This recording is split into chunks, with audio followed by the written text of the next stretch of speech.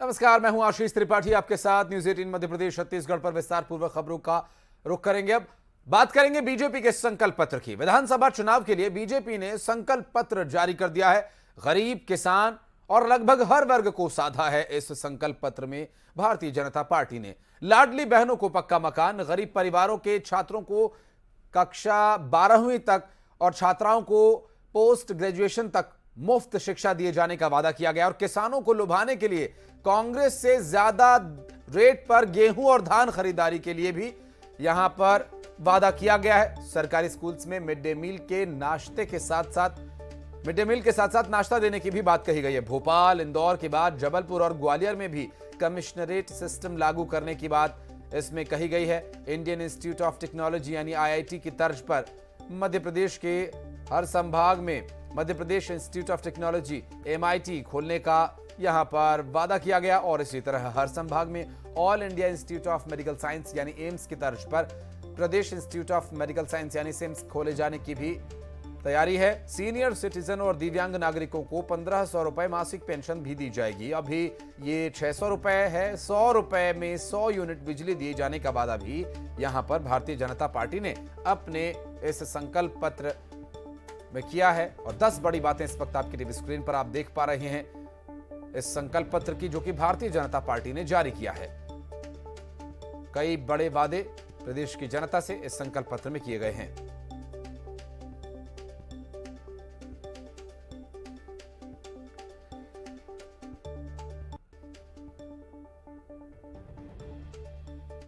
राजनीतिक दलों ने पहले लुभाने का काम और बाद में भुलाने का काम किया है।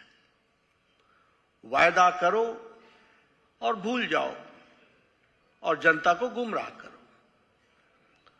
लेकिन भारतीय जनता पार्टी एक अकेली वैसी पार्टी है जिसने इस डॉक्यूमेंट को अपना, जिसे कहा जा सकता है कि रास्ता, रोड मैप का जरिया बनाया है। संकल्प पत्र की हमारे यहां महत्ता इस बात से तय होती है कि जो सरकार हमारी आती है उसका यह काम होता है कि वह सब कमिटी ऑफ कैबिनेट मिनिस्टर्स बना करके उन सारी चीजों को इंप्लीमेंट कराए और सभी मिनिस्टर्स की जिम्मेवारी होती है कि वो मैनिफेस्टो को या संकल्प पत्र को लेटर और स्पिरिट में इंप्लीमेंट करने के लिए उनके रिस्पेक्टिव डिपार्टमेंट्स काम करें। उधर बीजेपी के संकल्प पत्र पर सियासत भी गर्मा गई है। VD शर्मा ने संकल्प पत्र को जनता का भरोसा बताया, तो वहीं CM शिवराज ने कांग्रेस के सवालों को लेकर आड़े हाथों लिया। दरअसल कांग्रेस ने नरक चतुर्दशी पर घोषणा पत्र जारी किए जाने को लेकर सवाल खड़े किए थे।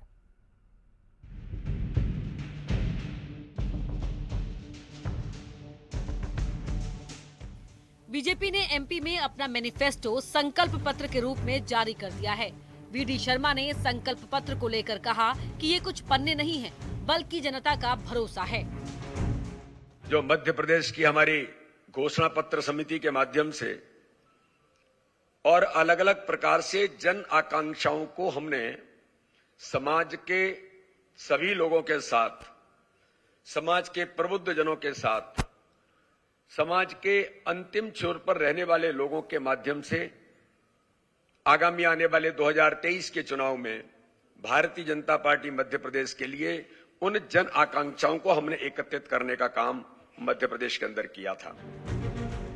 VD शर्मा भले ही इसे जनता का भरोसा बता रहे हो, लेकिन कांग्रेस ने इसे झूठा वादा बताते हुए नरक चतुर्दशी के दिन जारी करने पर भी सवाल उठा दिए। हाँ, वो नरकासुर जिनके राज में आदिवासियों को 10 फीट गहरे गड्ढे में गाड़ दिया जाता है, नेमावर याद है ना? वो नरकासुर जिनके शासनकाल में आदिवासियों के चेहरे पर पेशाब की जाती है, याद है ना? मध्य प्रदेश की जनता जो है कृष्ण बनकर इस बार ऐसे नरकासुर को प्यार से विदा करेगी और हमेशा के लिए राजनीतिक तौर पर मध्य प्रदेश से खदेड़ने वाली है जनता। संकल्प पत्र पर कांग्रेस के बयान को लेकर CM शिवराज ने पलटवार किया। शिवराज ने कहा कि कांग्रेस को संस्कृति की जानकारी नहीं है और सिलसिलेवार दिन के महत्व को भी बताया। कांग्रेस ने टिप्पणी की कि ये नरक चतुर्दशी के दिन भारतीय जनता पार्टी अपना संकल्प पत्र क्यों ला रही है। कांग्रेस को, कांग्रेस के नेताओं को भारत, भारतीय संस्कृति, हमारे जीवन मूल्य, इतिहास, इसका ज्ञान ही नहीं है। एमपी के चुनावी समर में कांग्रेस और बीजेपी ने अपने मैनिफेस्टो को जारी कर दिया है। दोनों ही दल दावा कर रहे हैं कि जनता को लुभाएंगे, लेकिन ये दावा है, जनता के मन में क्या है ये 3 दिसंबर को साफ हो जाएगा।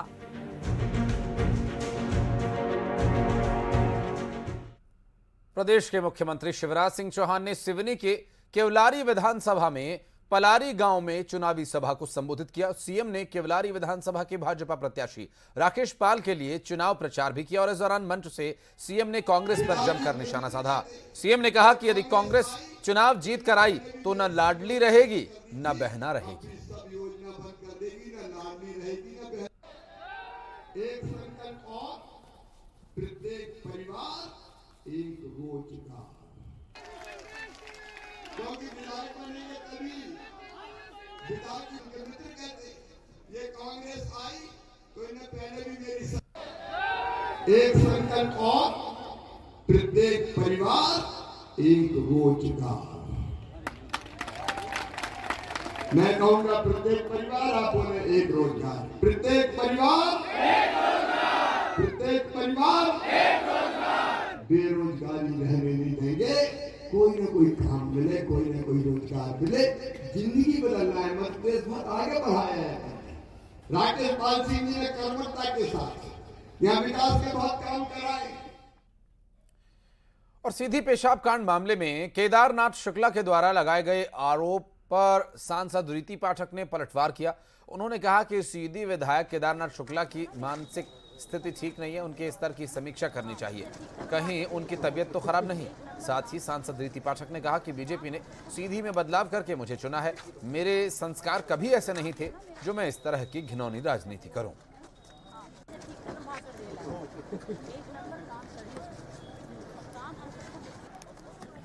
एकदम से अचानक से आँख खुलती है, झटका लगता है 5-6 महीने के बाद और कोई ना कोई स्टेटमेंट निकल आता है जी। तो सबसे पहले तो उनके मानसिक स्तर की समीक्षा करनी चाहिए कि तबीयत तो ठीक है ना।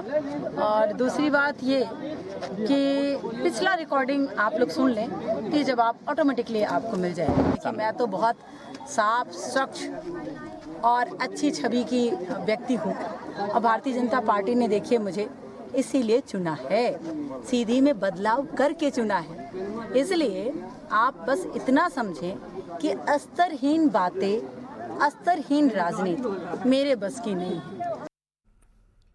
चुनावी बिसात के बीच मंदसौर में महामंडलेश्वर मधुसूदन महाराज का विवादित बयान सामने आया।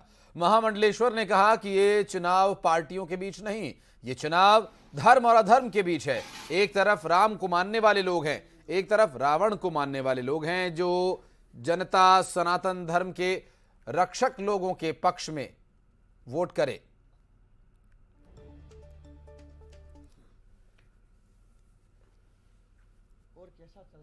अब ये जो चुनाव है पार्टियों के चुनाव नहीं है, राजनीतिक दलों के चुनाव नहीं है, या कांग्रेस बीजेपी के चुनाव नहीं है। वर्तमान जो चुनाव है मैं इसको धर्म और अधर्म का युद्ध मानता हूं। मध्य प्रदेश का जो चुनाव है वो राम और रावण का युद्ध है, जिसमें एक तरफ राम को मानने वाले लोग हैं, एक तरफ राम का विरोध करने वाले लोग हैं, एक तरफ भारत माता की जय बोलने वाले लोग हैं और एक तरफ भारत के टुकड़े करने वाले लोग हैं। 17 तारीख के मतदान के लिए मैं जनता से यही आह्वान करूंगा कि वो देश हित में, राष्ट्र हित में, सनातन धर्म हित में मतदान करे। उनका एक वोट मध्य प्रदेश को और भारत को ऊंचाइयों पर ले जा सकता है। विंध्य की सीधी सीट को लेकर इस बार सबसे ज्यादा चर्चा है। दरअसल बीजेपी ने इस सीट से रीति पाठक को टिकट दिया, जबकि 4 बार के विधायक केदार शुक्ला का टिकट कट गया। केदार शुक्ला ने पार्टी से बगावत कर निर्दलीय प्रत्याशी के तौर पर चुनाव के लिए नामांकन भर दिया। तो कांग्रेस ने नए चेहरे ज्ञान सिंह पर दांव खेला है और सभी प्रत्याशी जीत के दावे कर रहे हैं। सीधी से प्रत्याशी बीजेपी की रीति पाठक से बातचीत की हमारे सहयोगी ने, आइए सुनवाते हैं आपको। मध्य प्रदेश में 17 तारीख को मतदान होना, मतदान को लेकर तमाम जो प्रत्याशी हैं वो लगातार जनता के बीच में जा रहे हैं। हम इस वक्त मौजूद हैं सीधी में। सीधी सीट ये हाई प्रोफाइल बुंदी की सीट मानी जा रही है, क्योंकि 2 बार की सांसद रीति पाठक जी इस बार मैदान में, रीति पाठक जी हमारे साथ मौजूद है, उनसे सीधा जानेंगे। मैम, लगातार जनता के बीच में जा रही है, किस तरह का माहौल आप देख पा रहे हैं? बहुत अद्भुत माहौल है। आप कभी मेरे साथ विजिट कीजिए या किसी को भेजिए तो आपको खुद ही पता चल जाएगा कि मैं जब जाती हूँ तो जनता जनार्दन का उत्साह कैसे दिखता है, किस तरह का दिखता है। और ख़ासकर हमारी बहनें, हमारे युवा जो हैं, उनका अद्भुत उत्साह देखने के लिए मिल रहा है हमारे भारतीय जनता पार्टी के प्रति और हमारी सरकार के प्रति, मोदी जी के प्रति। और दूसरा, ये जो लोकतंत्र का उत्सव है, इसके प्रति लोगों में बड़ा उत्साह है वोट देने। और विंध्य की सीधी सीट को लेकर इस बार चर्चा सबसे ज्यादा है। दरअसल रीति पाठक यहां से चुनाव लड़ रही हैं, हमने आपको सुनवाया। दरअसल अगली खबर ये कि जहां एक ओर पूरे देश भर में दीपोत्सव मनाया जा रहा है, तो वहीं अनूपपुर जिले के आदिवासी अंचल का डूमर कछार अपनी बुनियादी सुविधाओं के लिए धरना प्रदर्शन करने को मजबूर है। डूमर कछार, बसाहट और नगर परिषद डूमर कछार क्षेत्र के दर्जन भर से ज्यादा लोगों ने वर्षों से स्वीकृत डीसीसी रोड को निर्माण की मांग को लेकर मतदान का बहिष्कार किया है। चुनाव को लेकर जहां एक तरफ राजनीतिक दल के प्रत्याशी दमखम दिखा रहे हैं, वहीं कई बागी जो है वो अपना भी दमखम दिखा रहे हैं। हम इस वक्त सीधी में मौजूद हैं और हमारे साथ मौजूद है केदारनाथ शुक्ला जी, जो बीजेपी से 3 बार विधायक रहे। इस बार जब उनका टिकट कटा तो बगावत करके वो मैदान में है और उनके सामने रीति पाठक जो वर्तमान में सांसद है वो मैदान में। आखिर किस तरह का चुनाव अभियान चल रहा है और क्या उम्मीदें हैं उनको जनता से? केदारनाथ शुक्ला जी से सीधे बात करेंगे। सर, पार्टी से आप लंबे समय तक जुड़े रहे, 3 बार आपने सीट भी जीती, क्या कारण मानते हैं कि? जीते तो हम 4 बार हैं जी, लेकिन 3 बार बीजेपी से जीते। बीजेपी से ही 4 बार। अच्छा, तो ये बताइए कि क्या कारण रहे कि पार्टी ने आपको इस तरह से इग्नोर कर दिया? मैं पहली बार 98 में जीता था। 3 में पार्टी ने मेरी सीट बदल दिया, मुझे गोपत बनास से सीधी भेज दिया। उसकी वजह से मैं बहुत कम मतों से 3 का चुनाव हार गया था। उसके बाद 3 चुनाव लगातार जीता हूँ। पार्टी ने क्यों दरकिनार किया ये तो मैं क्या, कोई नहीं जानता है। और यही हमारे प्रति समर्थन का सबसे बड़ा कारण है। जहां एक ओर पूरे देश भर में दीपोत्सव का त्योहार मनाया जा रहा है, तो वहीं अनूपपुर जिले के आदिवासी अंचल का डूमर कछार अपनी बुनियादी सुविधाओं के लिए धरना प्रदर्शन करने को मजबूर है। डूमर कछार, बसाहट और नगर परिषद डूमर कछार क्षेत्र के दर्जन भर से ज्यादा लोगों ने वर्षों से स्वीकृत सीसी रोड के निर्माण की मांग को लेकर मतदान के बहिष्कार का ऐलान किया और रोड नहीं तो वोट नहीं के नारे लगाए।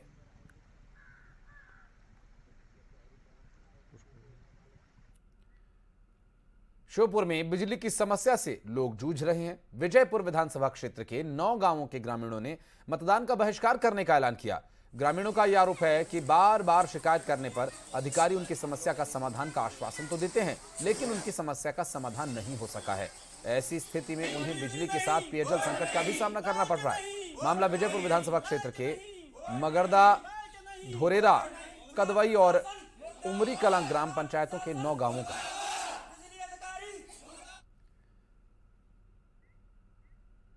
दमोह के कचौरा शॉपिंग सेंटर में डीपी में भीषण आग लग गई। दरअसल काफी देर तक पटाखे की तरह विस्फोट होता रहा। इस घटना के दौरान कई दुकानों में और आसपास दुकानें लगी हुई थी। गनीमत ये रही कि हादसे में कोई दुकान इसकी चपेट में नहीं आई और सूचना मिलने के बाद मौके पर फायर ब्रिगेड की टीम कड़ी मशक्कत के बाद इस आग पर काबू पा सकी।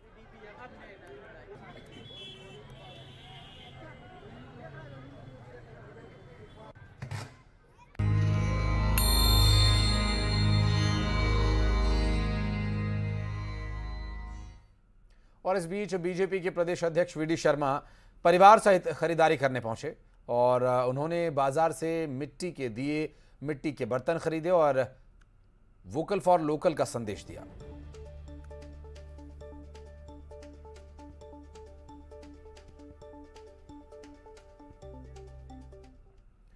दतिया में राज्य गृह मंत्री नरोत्तम मिश्रा किला चौक पर दिवाली की खरीदारी करते नजर आए। उन्होंने सामान्य नागरिक की तरह दिवाली की खरीदारी की। नरोत्तम मिश्रा ने बाजार से दीपक और नारियल खरीदे।